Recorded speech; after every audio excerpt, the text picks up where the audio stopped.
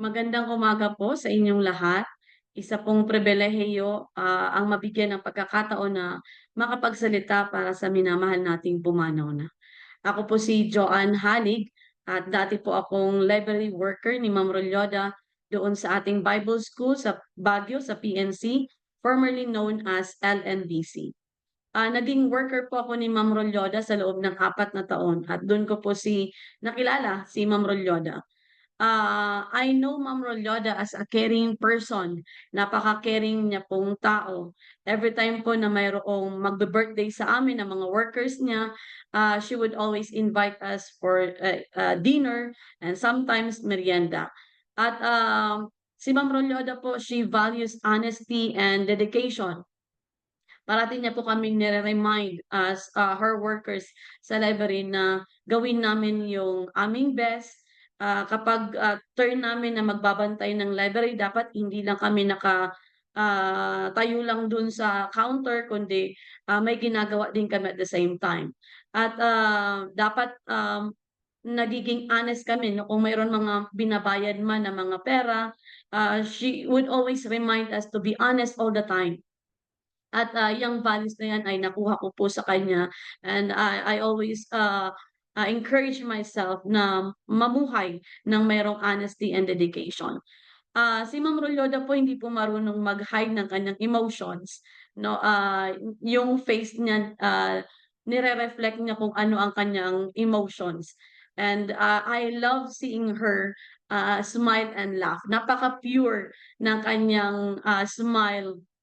And, wala pong pretension kapag, tumawa siya sobrang ang saya na nakakagaan ng loob, tingnan. Parang ikaw madadamay ka rin na mag-smile at mag-laugh. Ma'am Rolyoda is also a very thoughtful person.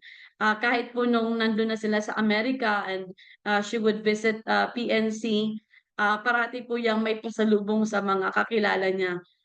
'Pag ako po nakikita niya sa Bible school at that time, teacher na po ako ng ating Bible school, she would always, give me something, pasalubong, and, showing how thoughtful, she is.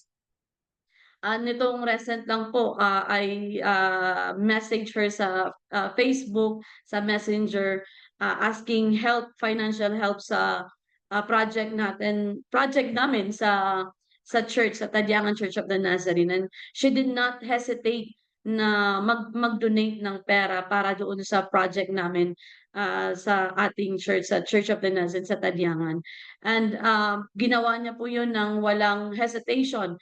Dati yung mga iba medyo tumatagal pa, pag-iisipan pa, but, sa kanya po talagang, she responded, yes, and, parati niya pong, nire-remind pa, ako pa ang nire-remind niya nung padala na po siya.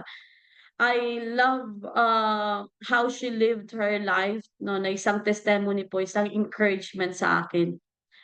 Bilang isang Kristiyano, nakita ko po kung how she is dedicated as a worker of the Church of the Nazarene and as a worker sa mga organization, pati na rin po sa kanyang family. And I will, keep that life that she lived in my heart, and, will use it as my encouragement and inspiration as I continue with my, life journey. So, para din po sa ating lahat 'no, we miss her so much, but, we will, keep her, life, yung, the way she lived her life sa ating mga puso. So, God bless po sa ating lahat, and, thank you for this opportunity. I will be praying for, Sir Relyoda and, for the family. God bless po.